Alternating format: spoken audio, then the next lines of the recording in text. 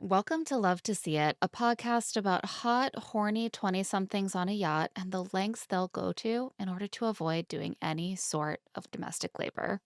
And also Bachelor Nation alums who have some background in real estate or general contracting or home design or architecture. Just DIY projects that their wife asked them to do around the house. Any and all. Don't worry about it. They're here to do it on TV. Before we get started, a little housekeeping. If you missed our deep dive into the cancellation of Taylor Frankie Paul's season of The Bachelorette or our discussion of Jesse Draper's Call Her Daddy episode, scroll back in your feed. That's all right there. Also, we recently moved Rich Text over to Patreon. So that's where you can find our coverage of Netflix's dating show Age of Attraction. We had a lot to say. We really did. So you can find that conversation and more at patreon.com/richtext. So we had kind of an issue coming into this week, which is that we thought we would be doing Bachelorette recaps For months. for months. And then there was a lot of news and it was very hectic and we were sorting through all of that. And we still are, by the way. The pace has slowed a little bit. But we started to think, well, what are we going to talk about? What are we going to focus on? And I'm going on vacation, so I'm off this week. And we were like, we just need to take a beat, take a breath, maybe just take a survey of the landscape. Yeah, do a little dipping in and out of some shows. I think the other problem that we're running into is that we love to follow a show over the course of weeks from start to finish. That's how we got into the game, Yeah. of recapping The Bachelorette. It's why even shows like Love is Blind work for us. They roll out over the course of over a month. We get to spend time with the people who are on the show. We process each drop. There's not really a show that fits that mold that is rolling out right now. At least not one that feels as central to the cultural zeitgeist as the kind of show we normally follow. Yeah. And not a show that is really in our wheelhouse of reality dating. And so we looked around, we were like, what are we kind of checking out? What are we dipping into right now? And we decided that we would check out Love Overboard and we would check out Bachelor Mansion Takeover, which we somehow neither of us had found time to watch yet. But we did not have time and capacity to do a really full in-depth viewing of either of them for this episode. So we're just going to give some immediate reactions and top-line thoughts on these shows.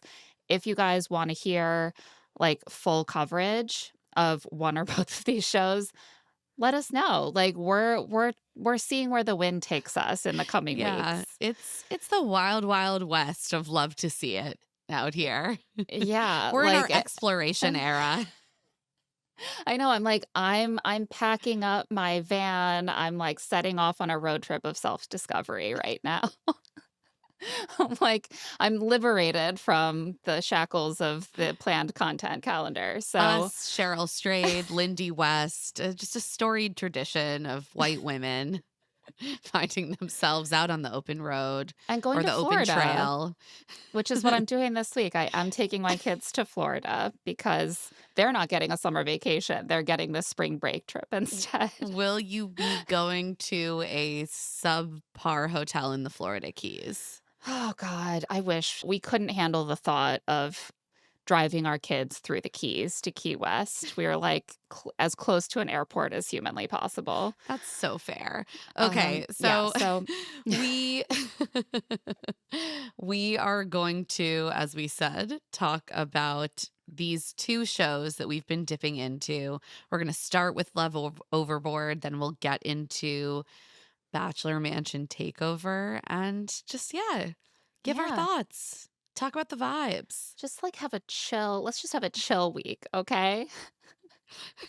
Can't wait to find out what crazy news broke over the weekend since we taped this. Yeah, and that's when you'll get me doing a little solo intro. Yeah, future Emma here. A lot has happened and we are not having a chill week.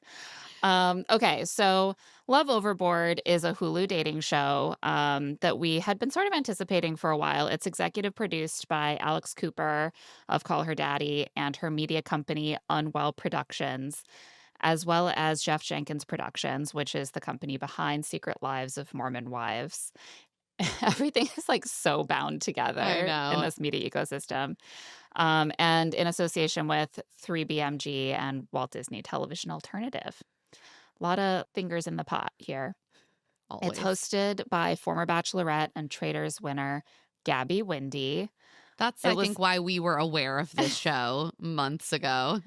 Yeah, well, we knew that she was gonna be hosting a dating show from Alex Cooper's company. I remember when that news came out. I mean, she has sort of the resume for hosting a reality dating show. She was on one, she's been on another reality dating show, she has a podcast, she has a sort of beloved comedic persona Yeah, that some is sort great of signature, like, deadpan, cheeky humor, which makes for some great narration. So I yeah. completely see why they went after her for this role.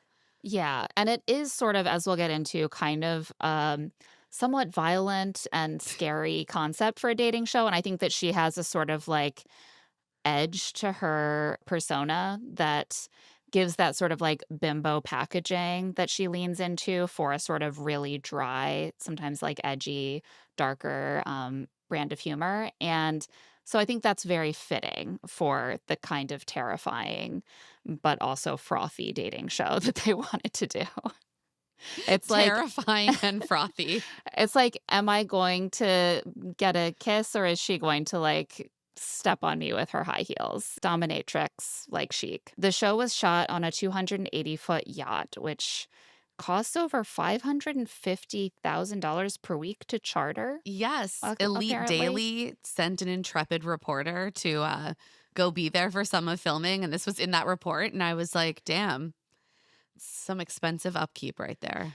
I mean, I should know this by now in my reality dating show viewing career, but, like, how much like, they wouldn't pay full price for this. Would they pay something? Like, that is I there think some it really combination of, like, exposure and Yes. actual payment that would Absolutely. Yeah, Exactly. And I think it depends on the network, how much exposure a given brand or like location believes that they will get. We know that, for example, The Bachelor and The Bachelorette operate in a lot of like in kind advertising, which I think is yeah, why ABC is having to navigate dealing with all of the brands that were supposed to be yeah, on this season of The Bachelorette because a lot right, of those like goods and services and like locations are provided for free or low cost in exchange for that exposure.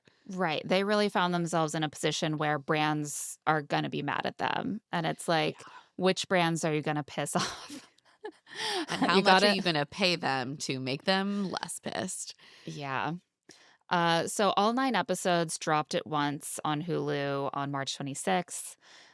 We are taping on March 27th. We have not watched all of it. We've watched about half. And, if you guys want, we will finish watching We it for will. We'll do next it for week. We'll you. do it for you. But I can't say that there was a ton of appetite, at least on Emma's side, to finish watching this show after the first few So episodes. sorry. So, the concept of Love Overboard is that there are 22 singles between the ages of 21 and 33. There are like a few people in their 30s, but as most of these dating shows do, it's mostly early The 20s. vibes are young. The vibes are like Zoomer. Yeah. And they all come onto this luxury yacht to date each other in a sort of class war slash love and dating competition. There are 16 original cast members and then 6 shipwreckers who are the bombshells who arrive over the course of the season. I kept thinking about the Epstein files as we got tours of the luxury yacht because I'm like, who's ever on one of these yachts except for billionaires who are Claire visiting is each other's sex watching one of the islands? dumbest reality shows I've ever seen, and she's like, Epstein. This is an Epstein class dating show. It's literally like which of these sexy young women will be able to be guests and at what cost, and which ones will have to work beneath the deck of this luxury yacht. But we'll get to that part of the twist. There is an initial coupling ceremony that is pretty random. Yeah, it's like picking names out, and then there's champagne. And if you both drink the champagne, then you couple up. And if one or both people dump the champagne, then you don't couple up. It's a little convoluted as far as structure goes. Yeah, I was like, there's a lot of elements to this, and at the same time, some people never even get a chance to couple up Correct. because it's luck of the draw, and there are 16 people, only 8 of them get coupled up. I think after the first couple is formed, I got the sense that people started to be like, "Oh, this is our chance. I might not get another chance to couple up with the person R- I prefer." Right. So, like, I guess I should just couple up with this rando.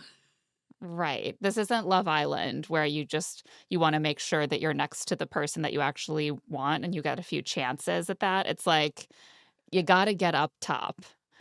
So, there are 2, like, classes that are established by this. It felt sort of like the Stanford Prison Experiment in Yes, format. we were discussing this before. It was like, if you tell people that they are in an assigned role, how does that impact their behavior, their entitlement, their tolerance for random cruelty? Right, and, like, the Stanford Prison Experiment has been sort of debunked, right? Like, it was framed as being this very quick process whereby people who had been made prison guards just immediately became violent and cruel, and there were later evidence came out that that's not exactly how it happened, and that there was a lot of actually guidance from the people who ran the experiment to But do these here's the things. thing, there's a lot of guidance in a reality Yes. show. Yes, I was gonna say, like, this is also a place where there's a Produced. lot a lot of guidance from production. So it really is exactly like the Stanford Prison It is. It Experiment. is. It's truly what we're seeing. It's like the Love Overboard is framed as like frothy, but it's actually the Stanford prison experiment for the age of greatest wealth inequality. Yes, 100%. And like, I've heard about, like, elementary school classrooms also doing this kind of experiment, like, those of you who have, like, blue eyes or whatever, like, you're gonna get better treatment or some advantage, and the rest of you won't, and let's see how quickly you, like, start discriminating against each other, which is a really fucked up thing to do, to your school children. Don't do those experiments, it's really messed up. But, like, it feels very messed up to watch this, and Yeah.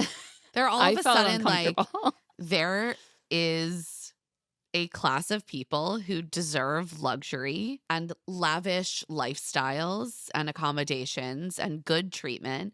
And then there are the workers. And Right. fuck you. And then you all have to it seems like a very sort of American approach to class, which is like everyone has their place, but anyone Yeah. could be in the place of the people who There get to have everything. there is some room for class mobility.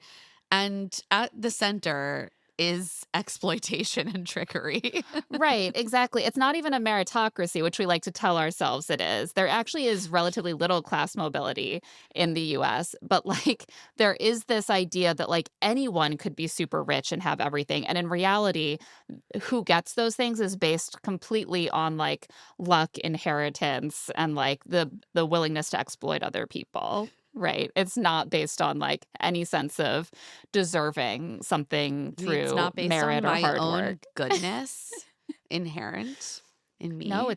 it's based on 2 people raising their champagne glasses instead of tossing them. That's how you deserve to be waited on. So they're the guests. They live in beautiful suites. They're eating the lavish seafood spreads.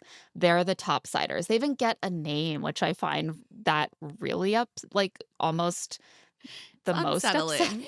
It's like, "Oh, we downsiders. It's a tough life for us, but one day I'm gonna be a topsider." Like, that defines who they are as Oh, the people. branding adds to it. You like need that. They need to enforce like this is your identity now. Right. Because Like, then when we've the just met. topsiders end up going downstairs, it's like really Yeah. destabilizing for them. Right. Well, they very quickly manufactured this identity that allows the people who get everything to sort of justify and validate why they should get to be waited on by these people who are exactly the same as them.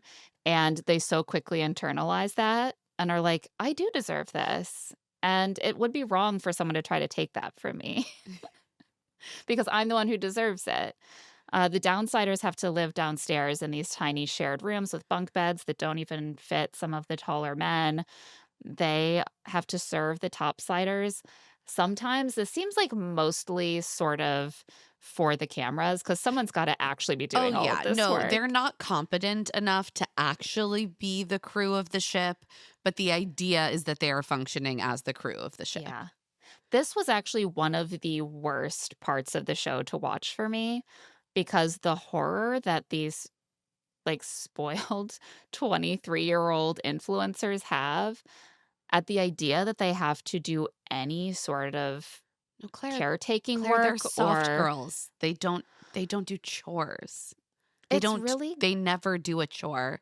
They never clean. They never clean a room of any kind. they never clean a room of any kind. One woman has a complete sobbing, hysterical, hyperventilating meltdown at the idea of having to pick up even after herself, let Correct. alone other Like that is people. disgusting. She shouldn't have to do that, and all no one else is happy about it either, but they all eventually start sort of huddling around her trying to just calm her down because she cannot get a hold on herself because she shouldn't have to pick up anything because she's too sexy. Like, less sexy people should have to do that, and that's the interesting thing. These people all enter already with an idea that they belong to the class who get to be luxury yacht guests, and why? Because they've earned it through sexiness. I really feel like this is a reflection of growing up with influencer as a career path, Yeah. right? Like that developed when we were already adults. Yes. We were never, that was never like an aspiration because the job literally didn't exist. We kind of, as with so many things, our micro generation grew up alongside these phenomena. And Yeah. instead, it's like, well, if I do beauty labor well enough, Mhm. I am entitled to the good life. Yeah, like, I know that there is a lot of actual work involved in being a really successful influencer, but Absolutely. one of the reasons a lot of people now aspire to that job is because how it looks what it looks like is that you are basically getting paid more and more and more for being beautiful and living an expensive lifestyle. And who would not want to be paid as their job for being beautiful and living an expensive Well, lifestyle? exactly. And that's why it's aspirational. I'd say the people who actually then get into the labor of influencing probably have a less glossy vision of it because it does involve a lot of actual labor. Yeah. And like depending on how you do it, it can probably involve more or less labor. Yeah, But it's like, fair. yeah, there is an element to having this as a career aspiration that is almost like, in some sense, having wanted to like marry a rich man. It's like I'm just going to be beautiful and have good taste and spend money well. And that is going to be the avenue through which I also get my money.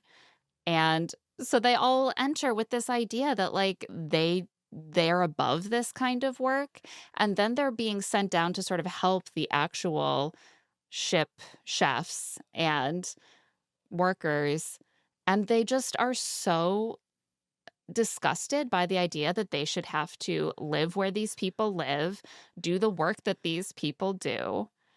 And it's really disgusting, honestly, to watch. It's like you think that all this work that's done by people who live in these quarters to create these luxury vacations that you want to go on is so beyond comprehension that you could experience that life. Like it's not that bad. It's just a ship berth I and think you have to that's clean some fish. I think that's maybe why I just immediately like had a hard time with this show.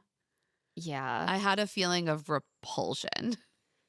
Yeah, I do think that it's really designed to feed into the kinds of resentments and also aspirations that people have right now in this time of really extreme wealth inequality. And the Absolutely. yacht, as we said, is like a huge signal of that, which is like who can have a yacht like that? Who can be on that yacht? A Except billionaire. for a billionaire and like whatever models or artists or whoever, musical artists or whoever they decide they wanna surround themselves with on the Exactly. yacht, right? It's such a rarefied experience, even above and beyond going to a nice resort, who Oh, no yeah. one is No, on a not even yacht. in the same universe. Because there's a lot Yeah, of people that could, at least a limited number of times in their life, access a nice resort, right. right? That's like Compared to how many people who could access a a, 280-foot yacht. a $500,000 a week yacht.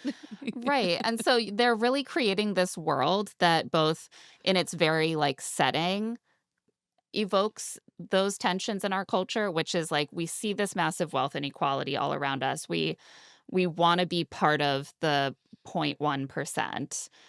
And also we're angry at the people who are part of the 0.1% for hoarding all of these resources. And then they also bake that into the structure of the show by making them compete within the show for access to those resources. Plus, like obviously, as always, like with Farmer Wants a Wife, there's an element of getting the cast, especially young women, to act like pampered princesses because people hate that. Like, I hated it, right? Everyone hates that. They hate watching women act entitled to things. They hate watching them act like they are above domestic work.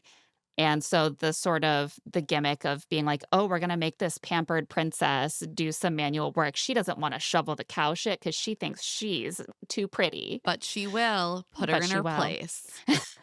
It works on me. I do find that really off-putting, and it does evoke a lot of, like, class resentment and rage from me, and also I see how intentionally calculated that response was when they were putting Well, the show right. This is together. completely constructed. Yeah, exactly. I just think I found myself feeling very just not connected to it. Like I was like, I'm watching this thing unfold that feels kind of gross.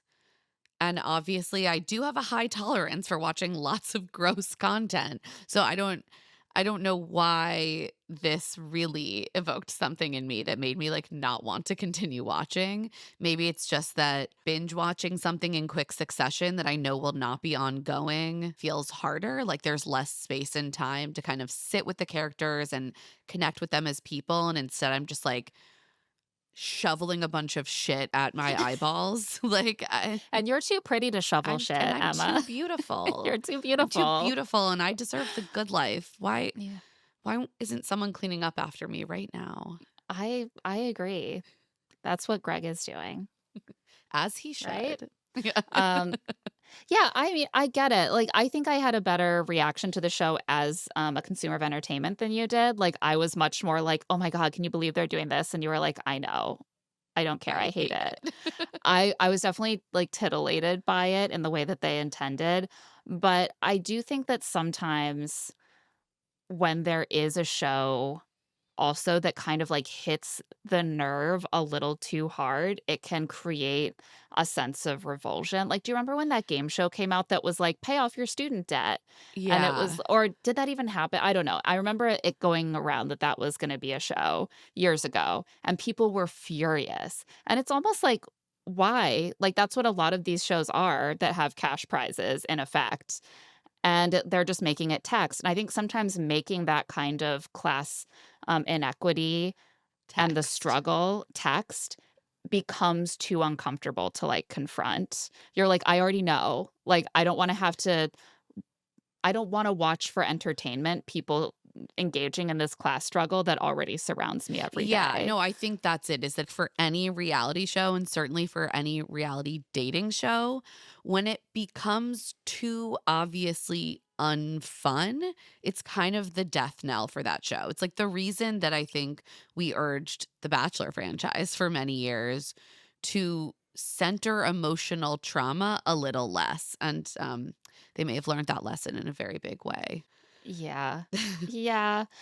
I agree with that. I think I did have more fun with it than you did, but I do understand why it doesn't always feel fun to watch this particular dynamic And to be clear, unfolding. there are pieces of it that are fun. Yeah, for sure. I'm not I like a love total downer.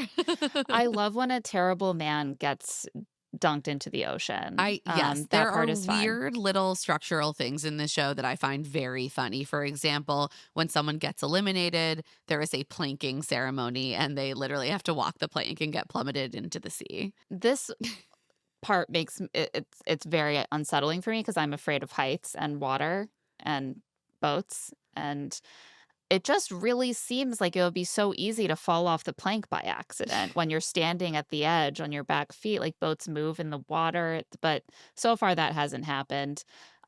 So they have to kind of stand on the plank until the person who's choosing says who's eliminated, and then their plank pulls away, Yes. leaving them to plummet. And when that first happened, I was like, "Oh my god." I kind of think this show in a way, part of what I sort of enjoy and I'm also at the same time kind of unsettled by is that it feels like a bit of a throwback to like the late 90s early aughts brand of reality dating show, which was a little bit more like trashy and like not That's exactly why I don't like it, Claire. I Like, I am know. very allergic to that brand of reality show. It's why I was like I thought I was a reality TV hater for Yeah. most of my young life. Like, I But can't, you know? I've always had a weird fascination with it. Like, I used to watch Next on, Same. like, and I was like, "This is so humiliating and gross and dehumanizing," and yet I'm I captivated. keep watching. It felt a little bit like that where I was like, "You can just eliminate someone, but then you're also kind of both humiliating them and physically maybe slightly injuring them, or at least making them physically very uncomfortable." There's a little bit of fear factor to it, and, like, some people like jumping off of a 30-foot, diving board into the sea. Not everyone, certainly not me, I wouldn't enjoy that. So, kind of off-putting, but also that's part of what keeps you fascinated. Absolutely. I think that there is an element here that is a bit of a backlash to the, like, the more classed up, like, "This is an experiment, this is about marriage," like, all of these more sort of elevated reality dating show concepts that were maybe getting a bit more of a backlash to, like, "This is ritual humiliation of hot people," like, "This is scary, but in a way that you can't look away from," like, I do think there might be a bit of a No, I think you're right. I think resurgence. these things come in cycles, and I think the problem for me is just that, like, I need a narrative to Yeah. grab onto, and I have a hard time with this sort of subgenre as a result. Yeah. The final thing to note in the structure of this show is that ultimately there are like a series of challenges. They're constantly jockeying to be upstairs or downstairs. Sorry, downsiders or topsiders. Right. And ultimately, the prize looming at the end for the final couple is a $100,000 trip around the world, which is also sort of hilarious to me, given that it costs $500,000 to charter this yacht for 1 week, I know, you're on a $500,000 trip around the world right now. But or at least also, around Malta. they're very specific that it is a trip around the world that is worth $100,000 or it is valued at $100,000. In other words, they will not be paying $100,000 for you to take this trip. Absolutely not. I'm also like, do these people get taxed on this travel? This is actually a brilliant way to do a prize, as networks have begun to figure out, because often the couple doesn't even take advantage of the trip because they have broken up within like days after the show. Exactly. It's the It's the perfect perfect match way. match. Yeah. On that note, we're going to take a quick break. And when we get back, we will finish out our thoughts on Love Overboard and get into Bachelor Mansion Takeover. And we're back. So should we talk a little bit more about this weird show, Love Overboard, Let's and do it. what they're going for here? So They're, it's they're going for Love Island meets Below Deck. Yeah, basically that was clearly the pitch, Or right? they're going for, we heard a joke about this in a season of Too Hot to Handle. We need to make this show. What if that show was Love Island meets Below Yeah. Deck? It's so simple. Uh, it's, everyone's like immediately half naked, like they're often encouraged to make out with each other. The men are clearly coming from the Love Island pool. They're always talking about what they value in a girl and what they value as body parts. Some of them like naturals and some of them don't. Yeah. But they all like the body parts. You know, That is that's the unifying factor. Yeah, sometimes a guy will be like, I'm really looking for someone who matches my personality. And I love tits and asses. Don't get me wrong. Buddy, no one no The one thing was about in doubt me of is that. horny. Yeah. No, I was not under any illusion that you were going to meet a girl who had a good personality but no tits or ass, and you were gonna go for that. I understand the game here. He's like, the thing about me is that I'm doing a mitzvah because I'm dating a Yeah. woman who has some naturals and not a pair of fake tits. And that's how I you know I'm a good man. I felt like they had taken maybe some Love Island rejects who were rejected for coming off too much like the high school bully in an 80s movie. I was like, they took all the most mean-spirited seeming Love Island guys. Yeah, there are no Rob Roushes amongst this Yeah. group. Some of them seem nice enough because they don't talk very much. Um, One of them's whole personality is that he is a cop, and before he was a cop, he wanted to be a soldier, and he would have been a very good soldier, but instead he became a cop, and now he's been too busy being a cop to date, and He's now also 23. he's finally ready to find a wife to have children for him by going on a reality dating show on a yacht to take her home to Nebraska so she can be a cop's wife. And this man's name is Keith. Not Keith. Keith. It is, yeah, it Keith is Keith. with an F. Yeah. And he has terrible facial hair. I found it distracting. And he was one of the ones I found most inoffensive until he started talking about being a cop constantly, and then But I that was like, happens "Oh my quite god." quickly, Claire. Right, but it's not one of the first things No, he you're says, you're right. He whereas doesn't like arrive on a little speedboat and before he even sets foot on the yacht, he's like, the thing about me is fake tits yeah, are that's David, yeah. Who who turns out works to work in children's mental health. I'm Alarming. imagine that your daughter got mental health resources from David, and then you find out that he's on a reality dating show talking about how important it is that he find a woman with giant fake tits, and that's what he really thinks is important. Unless maybe now that he's getting more serious about finding a partner, maybe it's okay to date a woman without fake tits because they're not as good for breastfeeding with, I right? I almost like had a seizure listening to Like, that. I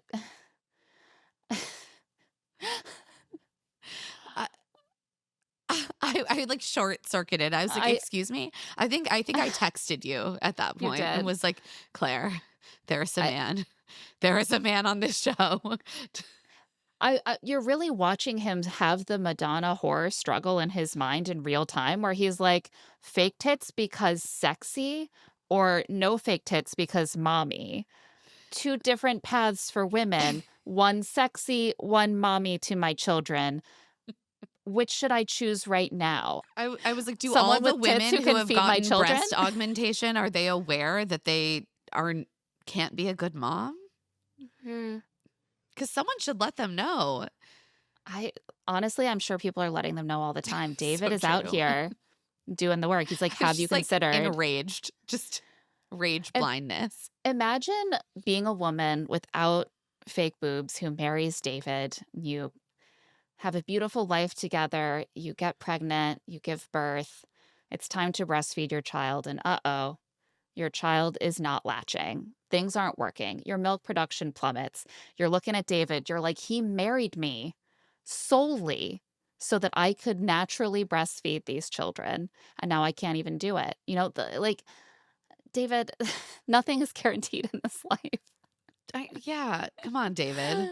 But he's like, I've found a reason for women to not get surgery to augment their boobs for my sexual viewing pleasure, and it's feeding babies. So, yeah, I guess that's all right too. He ends up paired with someone who does have no breast augmentation, and he's constantly like, "Well, I guess that's okay. I'm fine with it because one day she'll be able to breastfeed children." And that's what passes for growth on a show like this. I know, it's so nice to see that men can evolve. Yeah. I don't think he can, though. I have this feeling that Lo is getting dumped for someone with fake boobs by the end of this season, even though she keeps being like, "We're married, we're pregnant, we're, like, having a I family." know. I'm like, you can't trust this man. I've seen the way he speaks to other men. If a man who is laboring under the Madonna whore complex chooses the Madonna, he's not going to stop thinking of women who are the whores in his mind as the ones that he wants to have sex with, you know? Like, that was the whole problem Charlotte had in Sex and the City, you know? He might pick you and be like, "You're the better wife and mother type because you don't have fake boobs, but ultimately, I don't see you as sexy. That's why I thought you would be a good person to be coupled with." Right. Like, free yourself from this mental Oh construct. my God. Um, God, heterosexuality is really so cursed. If you need any proof, just yeah. watch half an episode of Love Overboard. Yeah. It's really bad. We're not doing well. Um, yeah, any other thoughts on the general cast pool? Oh, we have Andrew. Andrew calls one of the women a bitch in like one of their first conversations, and then all of the women hate him. Oh, and then there Oh, who is it? Like James. James? No, James is a different one. He says he's No, he's the one who horny. says he's horny and all the women immediately are turned off. And then he's So like, we've oh got no, no one wants to couple up with me. but he does save it. He goes hard after Lexi, who is a topsider, and she ends up being like he talks to her really quickly. He's like, "Everyone was thinking it, and I shouldn't have said it." But, like, she was like, "No, you're right. You were the only one bold enough to yell out, 'I'm horny,' in front of all of us." And in a way, that is the sexiest and manliest thing of all. That's bravery. But Andrew is the one who keeps saying the wrong thing in every situation, and he does end up calling one of the women a bitch during one of these early Right. back and forths, and that's when he turns off all the women, but especially Sophia, and she is the one that he is really Oh, interested he's in, so into her. and she really hates him, but all of the women hate him. No one's interested in Andrew. He has 0 charisma. He has He really anti-charm, has anti charisma. It's like painful to watch him. and you can see that in everyday life, he's handsome enough that that doesn't hurt him a lot.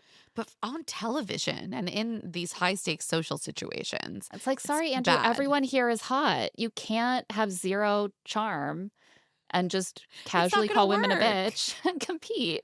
You're not hot enough for that." No, you have to be way hotter.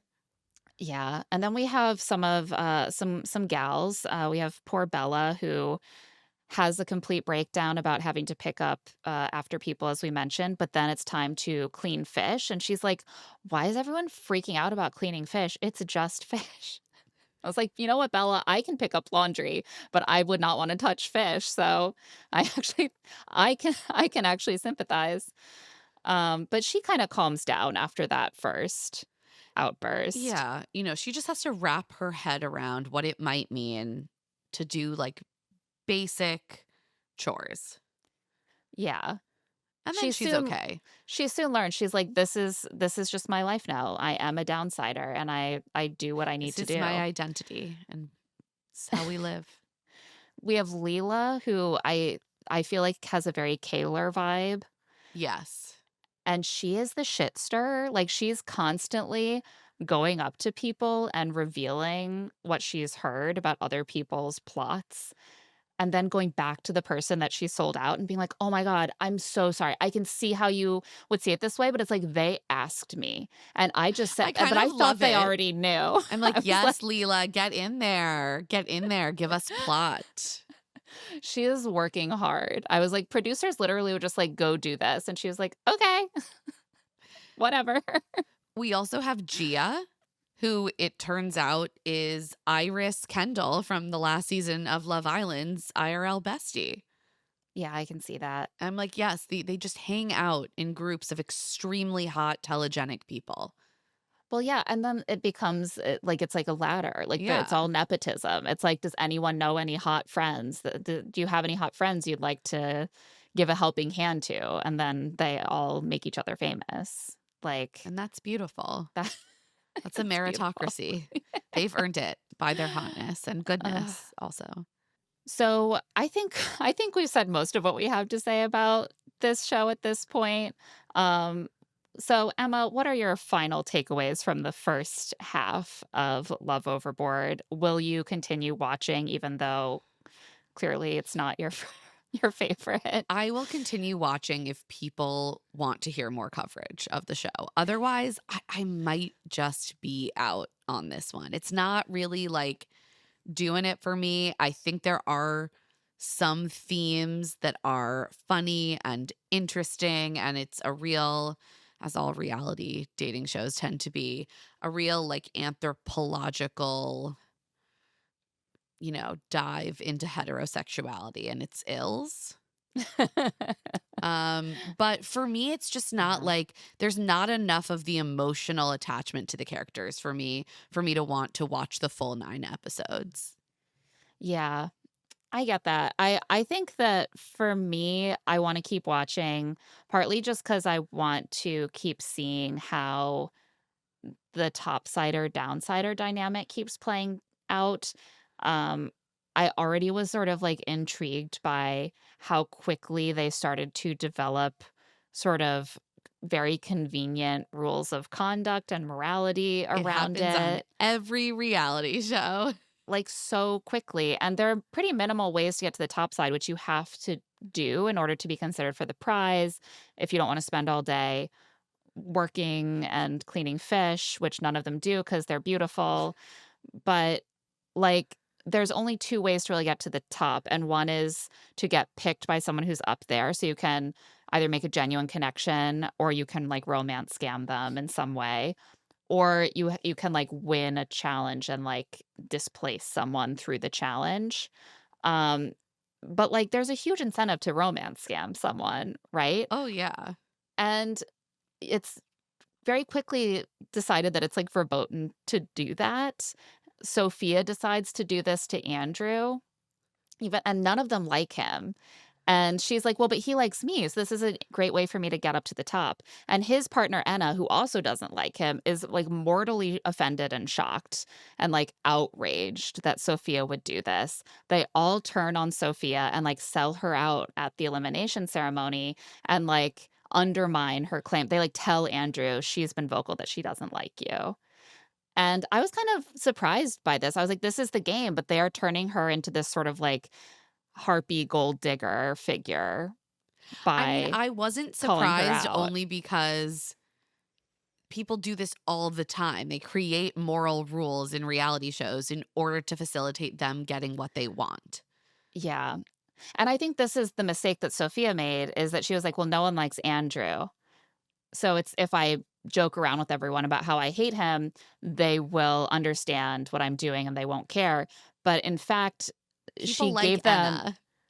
yeah, people like Anna, and I don't think that people disliked Sophia per se, but, like, she didn't play the game very well. She Well, gave them a lot of exactly. ammunition to sell her out. Anna didn't like Andrew, but Anna was playing the game by sort of pretending that she was starting to like Andrew in some capacity, right?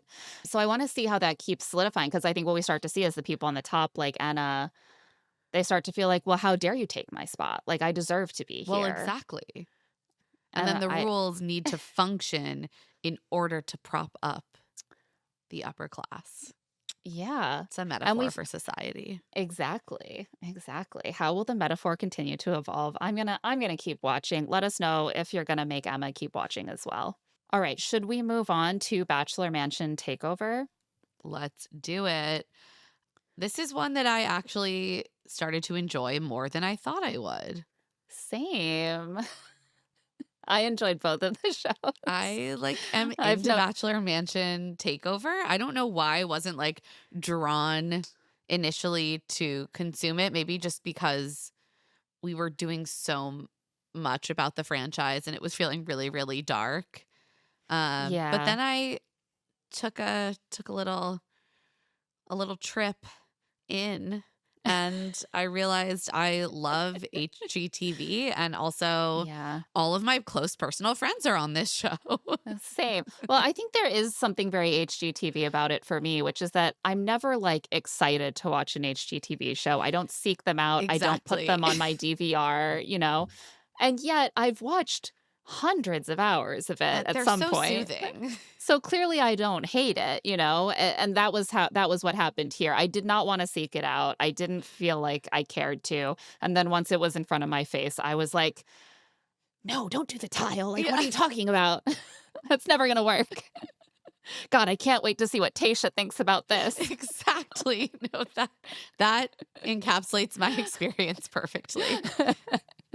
Yeah, it also is weird. It was weird to watch it already because I don't think of the Bachelor Mansion as a space that can change, and then it became even weirder because it was like they remade it in time for Taylor Frankie Paul's I season, and now know. we're not That gonna when see it. Jesse frames the show that way, I was like, "Ooh, ugh, okay.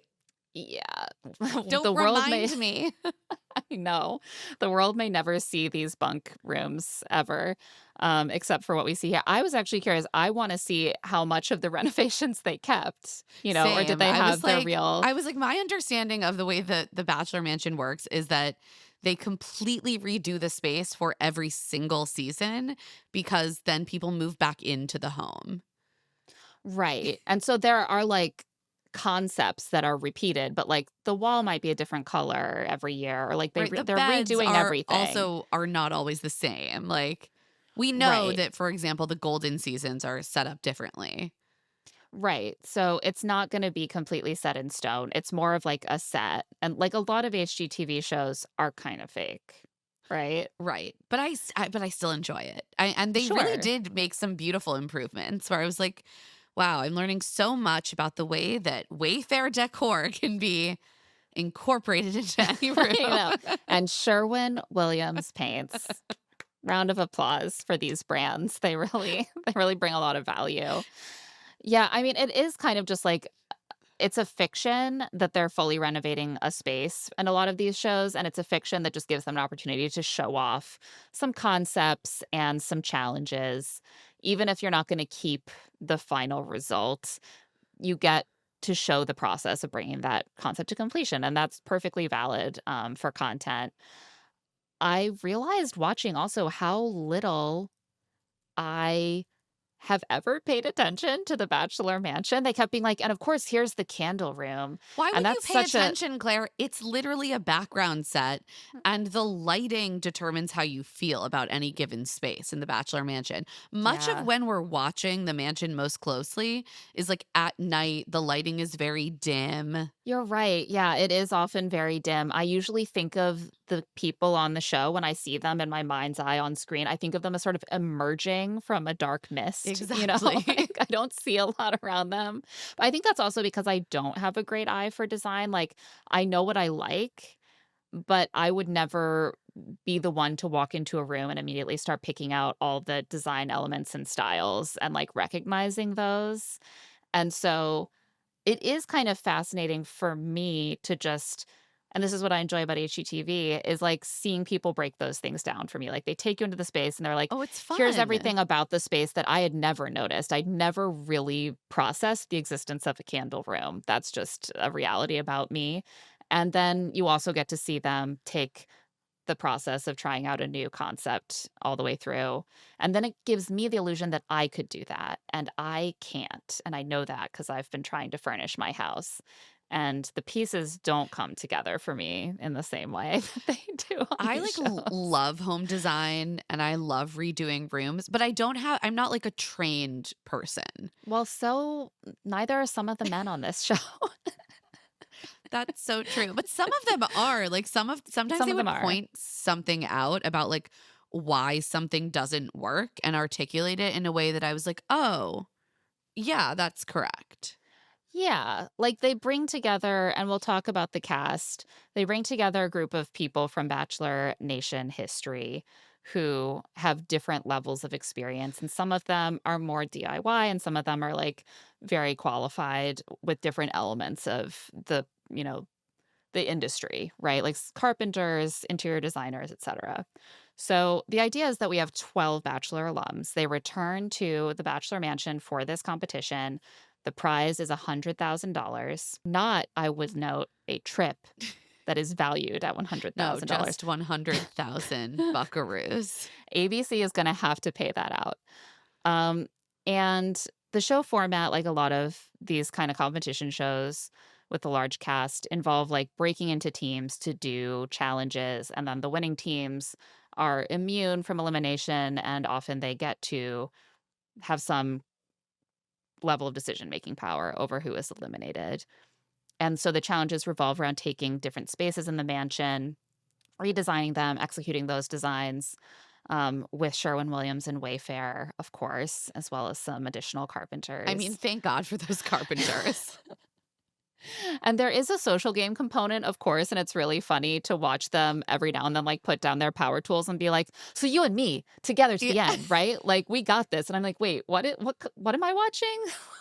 Like, It also is so funny because all of these people are coming from Bachelor Nation. So there are these pre-existing like social rules in place, mhm. which I think adds to the stakes. It's fun and also depressing Yeah. at times, but like Yeah, because part of that is, like, hierarchies, right? yeah. Like, who hung around on the show longest, got the most screen time. And also there are the date cards, which are now fate cards.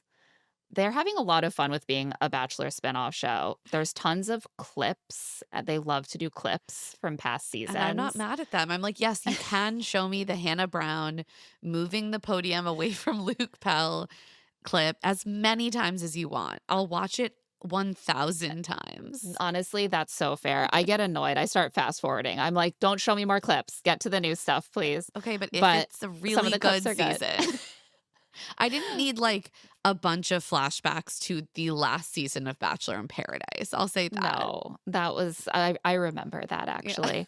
But they also have date cards with the D crossed out and an F written on. And those are the cards that arrive with new information about eliminations, basically. And they clearly just wanted to have It's a cute. fate card. Yeah. They're having fun with it. It's hosted, of course, by Jesse Palmer.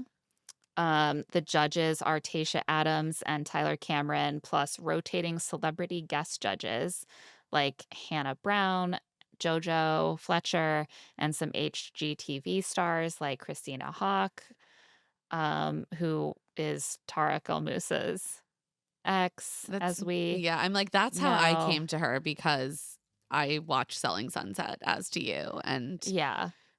you know, she So and when Heather are very good friends. yeah.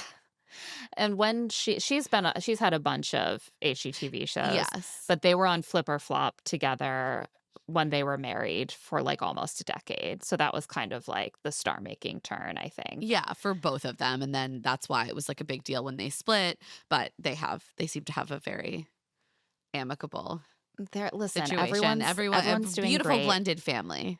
and the important thing is that now she's here to let everyone know what she thinks of mural wallpaper, which is so I needed to important. know that. I It needed was to a know. point of contention. The competitors are all, of course, Bachelor alums. We have Noah Erb, Sam McKinney, Dean Unglert, Brendan Moray, Jeremy Simon, Christopher Stallworth from Golden, Courtney Robertson, Joan Vassos, Sandra Mason, Alicia Gupta, Tammy Lee, and Jill Chin. It's a Our fun queen. cast, actually. Yeah, I mean, I always love like a show becomes at least 20% more watchable to me if Jill is in it. Well, exactly. So, because I just want to spend time with Yeah, Jill. give me So, more Jill. I also did enjoy some of the throwbacks, like seeing Courtney Robertson back on my screen, even mm, like seeing Dean back. I just have a yeah, warmth for Dean. me too. I feel like he and Noah were the ones who both showed up and were like, my qualification is that my My wife is wife. good at interior design and renovations, and hopefully I learned something from I her, I was laughing at guess. that so hard. I was like, why did they not recruit Abigail and Kaylin? Were they too busy? They just needed I more know. men? Like, what's I think they needed more men. They wanted to do a men's team and a women's team, but then you have, like, these dudes showing up being like, "My wife is good at this, so that's why I'm here." That's not a qualification, sir.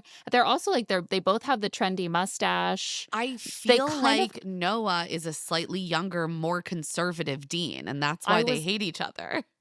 well, they hate each other for a very specific reason, which is that Dean sells out Noah in one of the early votes.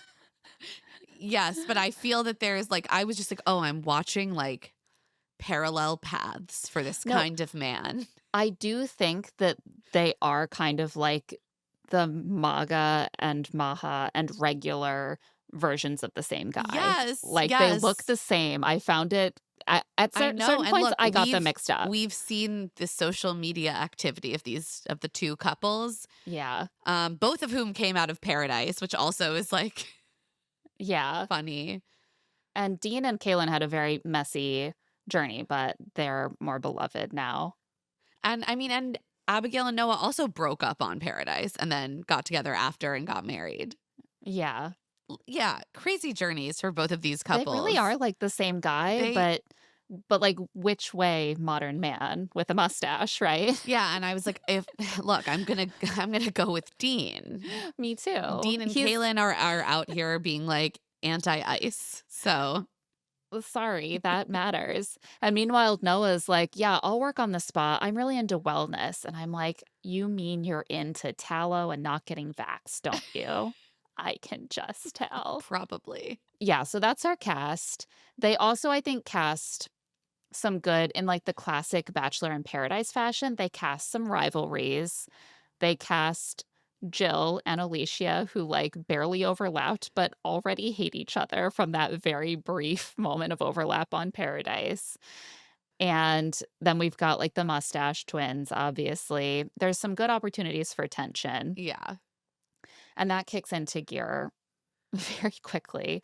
But before we get into the dynamics on the show a little more deeply, why don't we take a quick break and we'll be back in a minute. And we are back. So let's get into the rest of our coverage of HGTV's Bachelor Mansion Takeover.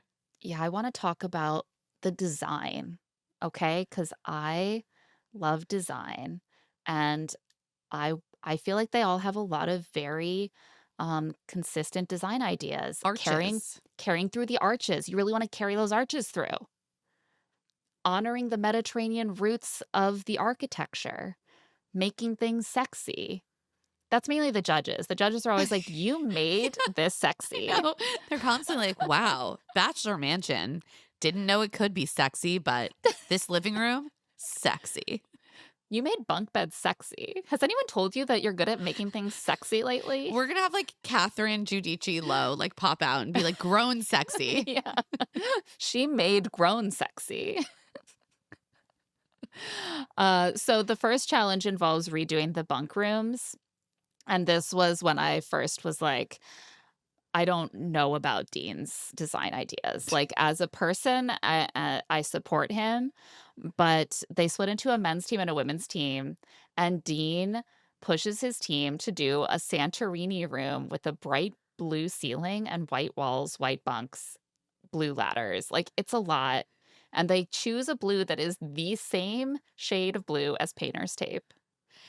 Yeah, I Why? think the shade of blue is part of the problem. I don't even I like a color drenched ceiling, but like then with a stark white, it was just it ended up giving child's room, which is what the judges say. Yeah. And I was like, that is actually spot on. Is And I that it think it felt was juvenile. I think Brendan said the same thing. I think it was Brendan who was saying, like, I not everyone was sold on the blue ceiling. Dean had won, like, the first individual challenge, and he received the golden hammer of immunity. And first of all, weird to watch a man just carrying a hammer around in mixed company. I was like, "Make him put that down, please. I don't feel safe." But he feels like he can go really crazy with his ideas, just be full on Yeah, he out needed there to because do he won't. less in this challenge, I'm gonna Yeah. say. He's like, "There won't be consequences for me if I fuck up." which turned out to be true because he fucked his team over, but he didn't get sent home. Um, it was too much. Tasha says that it looks like Toy Story, which I guess is just a reference to the palette being sort of like whites and primaries and like childish. Hannah Brown says that she doesn't like a theme room, and I agree. This is not a quirky B&B. Yeah, it was too much. I Yeah. mean, the Tuscany room was better. It was a lot better. Well, I think it also was much more It was coherent with the room the women did. right, and it also was subtle. Like, there were, like, Yeah. nods to, like, it's a little theme, but it wasn't like, boom, boom, Right. There it was contrast. working with the sort of earthiness of the Mediterranean architecture instead of being like Greece is in the Mediterranean Yeah, I and was blue like, and white is this Greek. well, that's the thing, I'm like, the Bachelor Mansion is not a Grecian island vibe. No, it's not. I really hated the Santorini room. It was but not Swing and a good. The miss. other thing that bothered me is the built-in drawers with the ladders that then didn't move. Yeah, I agree. But then I was surprised that the women didn't really add much storage. I was like, women have so much stuff. Why wouldn't you Well, that think was their about putting one in? correct Yeah, critique, which is like, didn't you build like a wardrobe or a right. cabinet of some kind here? Because then Tasha and Hannah, who were judging with Tyler, were looking around the room and being like, "It feels so spacious in here. When we lived here, it felt like we were on top of each other." And it showed a clip of how crowded the room. It was mostly suitcases on the floor, and there's still going to be suitcases all over the floor. Just there aren't right now because it's staged. So I felt like that was a bit of a miss, I did like but the arches in the the arches bunk were beds nice. though. I know. I really felt a lot of pangs as I watched this, like, I wish that I could be a carpenter because 'cause I'm constantly wanting, like, built-in Right, bookshelves you're or like, I have a something, vision. and then I look it up and it's like, it will cost you $15,000 to get a carpenter to make this, and I'm like, "It's never gonna happen. I'm gonna live and die without those built-ins that See, I I have watch in my so mind." many like DIY videos on Instagram and they're all like, it doesn't even cost that much. But then these people all have the space and like all the tools already like in their large garages to like cut the wood and I'm like, where do you It's not think even I'm even like getting these pieces of wood from? That is totally true, but that doesn't even account for how much damage I would do to my house It's because I fair. don't know what I'm doing. You're just like hammering planks of wood directly into the wall. I just paid someone like an insane amount of money to come anchor all of our tippy furniture to the wall to keep our children from being squished because I don't trust myself to find the studs and use the drill. You think I'm going to build my own built-ins just because lumber is affordable? Think again. But then I'm like, if I were like these people, then my life would just be different. I'm gonna make my kids learn carpentry.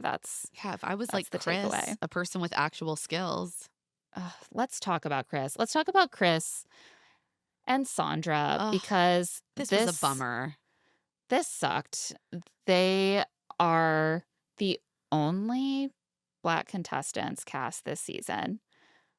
Two of the three Goldens cast this season, both voted out by the end of the first challenge. I hated this.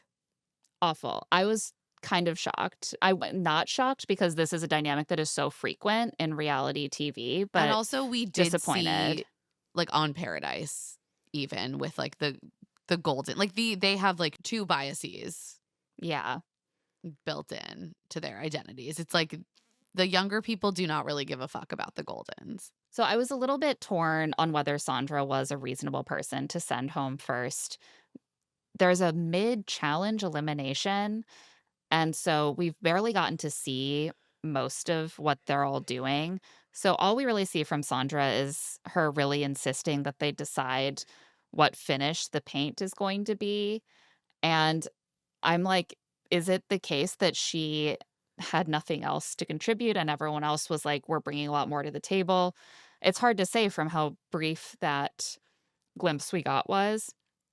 Chris, it's very clear, is an extremely experienced and gifted carpenter, and he contributes a lot to the men's team in the first challenge. Yeah. Are you kidding me? They all kind of converge on Chris, all the young men, because they're sitting around talking about who they're going to send home while Chris has left to go finish building a desk.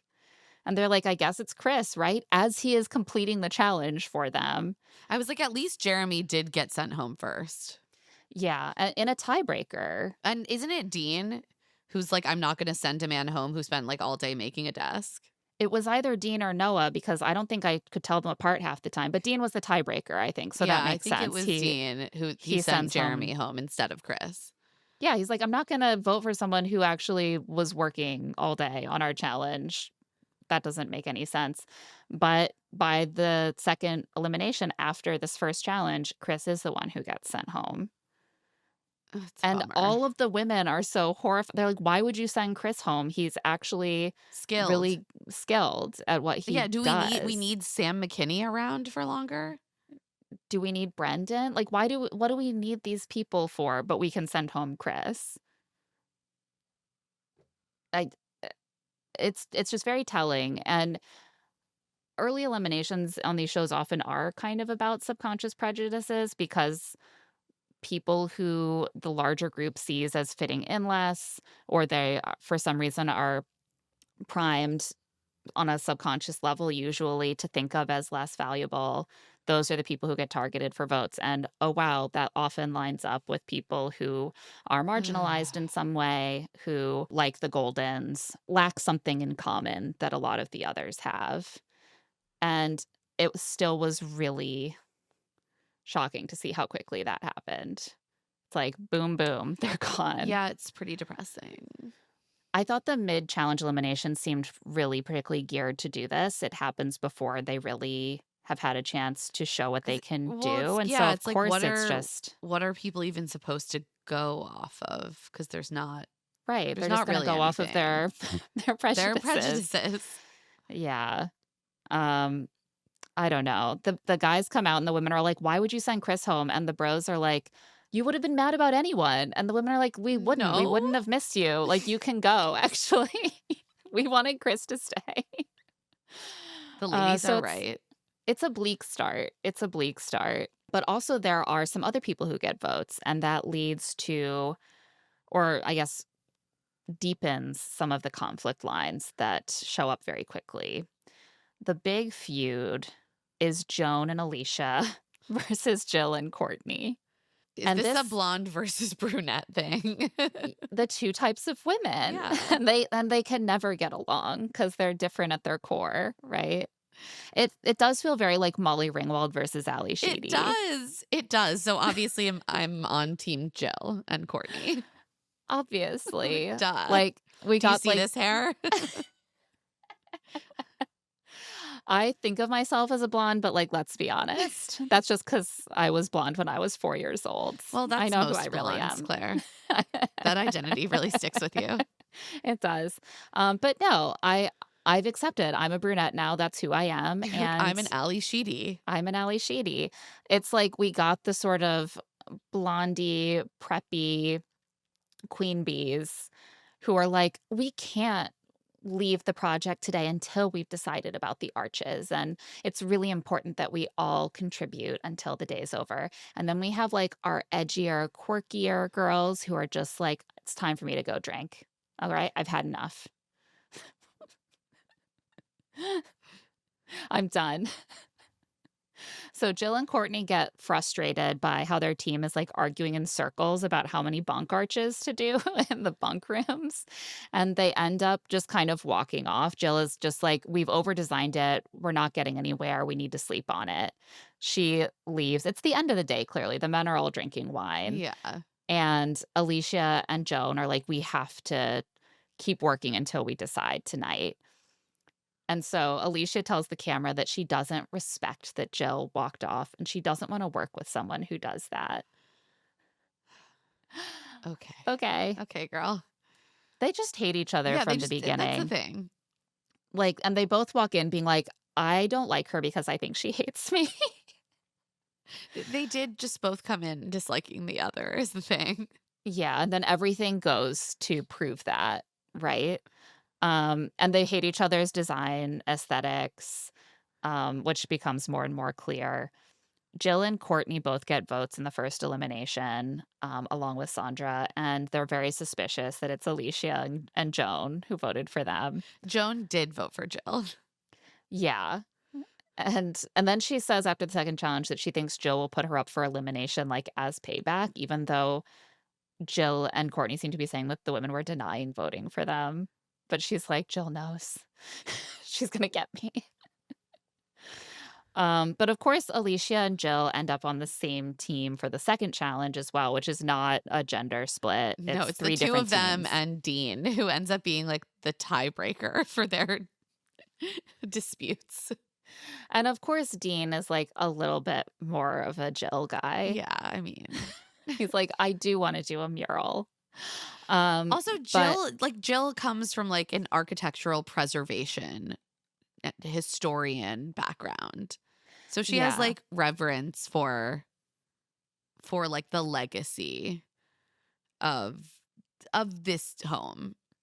she doesn't have quite as much of a I get the sense that Alicia would love to design some spaces on, like, Selling Sunset, Well, you know? exactly. Like really, really hyper modern spaces. Modern and in a way that, personally, I sometimes find kind of flat, Yeah. um, but she thinks that's just, like, good design, and Jill's ideas are they suck, it's bad design because it's sometimes taking a bit more of a design risk, it's a little bit more interesting, it's not beige tile. This was crazy to me. I was like, I love a tile. This is the most boring tile I've ever seen in my life. Yeah, basically, they're working on the main part of the living room. There's a fireplace, and Jill wanted to do, like, shiny dark tile up the wall, and then they get their tile options, and there's nothing like that. And she says, "Well, then let's do mural wallpaper. That'll be interesting, it'll be a statement, and it will pop more than any of these tiles." Alicia's like, "What about this beautiful beige tile?" And Jill's like, "It'll look exactly the same as this other color that we're using and for another part of the design." And Alicia's like, "Perfect. I love that." And Jill's like, "No, that's not gonna pop at all." Dean gives the vote to Jill, and Alicia's just like, "Oh, a mural is so 2008." Like, it just I'm very into art and design, and Jill's taste just, like, sucks. Like, I think Jill is into art and design. She is a trained architectural historian. I was like, just because she doesn't make everything beige doesn't mean that she doesn't know anything about art and design. But I think that Alicia thinks that there's, like, a right and wrong to these things. Right. I mean, that's the thing with design. A lot of it is just individual taste. Yeah, and sometimes a judge is gonna like an interesting swing, like a mural, even if it doesn't go with the Roman clay at I all, which it loved it. doesn't. So Dean picks the mural and they end up winning the challenge. The judges go for the mural. They like it, especially Tasha, who is like obsessed with the mural. I personally felt really thrown by how the mural did not go with the Roman clay at all. And I was like, this could have worked really well if the whole space had been designed together. But I Tasha's know. obsessed. And Jill and Alicia are then able to find some common ground because they only want to put boys up for And elimination. I do respect that. They're like, "Boys are gonna boy, and we can't give them the numbers." And Dean's like, "Yeah, that's fair. Okay, I'm good with it. I will sell out my boy Noah because I don't care that much, and I'm cool being aligned with the girls instead." And that's why I love Dean. I'm like, "Dean, you know your audience, and I love it." So that they're basically picking one of the other teams, and they pick the team that is 2 boys and 1 girl, 2 men and 1 woman. So it's Brendan, Tammy, and Noah. Noah immediately, like, hates Dean. He's like, "He sold me out. He's a piece of garbage. He sucks." This felt really played up to me for the show. Like, do I really believe that he, like, hates Noah now? It seemed kind of camp to I me, mean, yeah, or that he hates, Dean. Dean. I mean, also we know Noah. Noah's down to clown. Right. I was like, he knows it's way more fun to be like, "I hate him and I hate his stupid mustache." I mean, and it is funny. And, like, he'll be like, "I know that deep, deep, deep, deep down, Dean's a good Yeah. guy."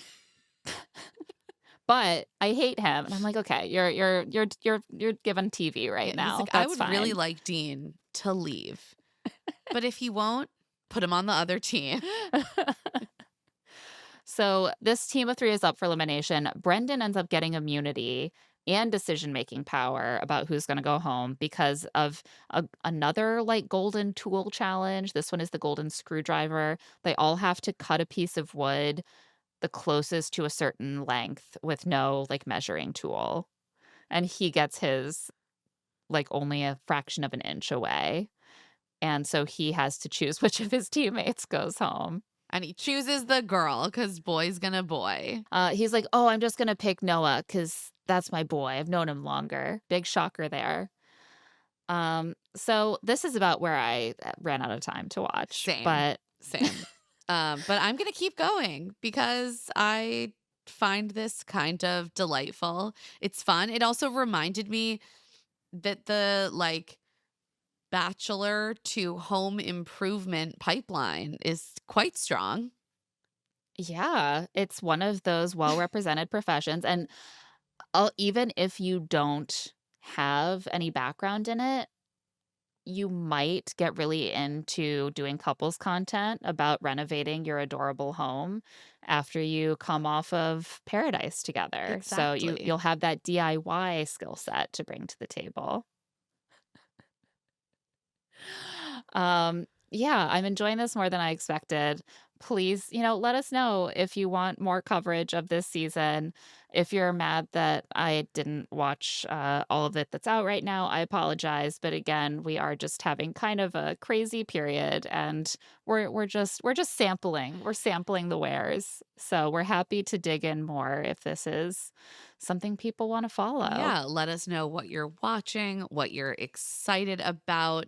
There are, I feel like, a few other shows coming down the pike, including the new season of Temptation Island, the new Mhm. season of Farmer Wants a Wife, which includes a Bachelor Nation alum. Yes. Oh, I forgot So, about that. yeah, It is, that's quite a pipeline. yeah, Bachelor to farmer wants a wife. it tracks for me. Yeah, it does. So on that note, that's it for this episode of Love to See It with Emma and Claire.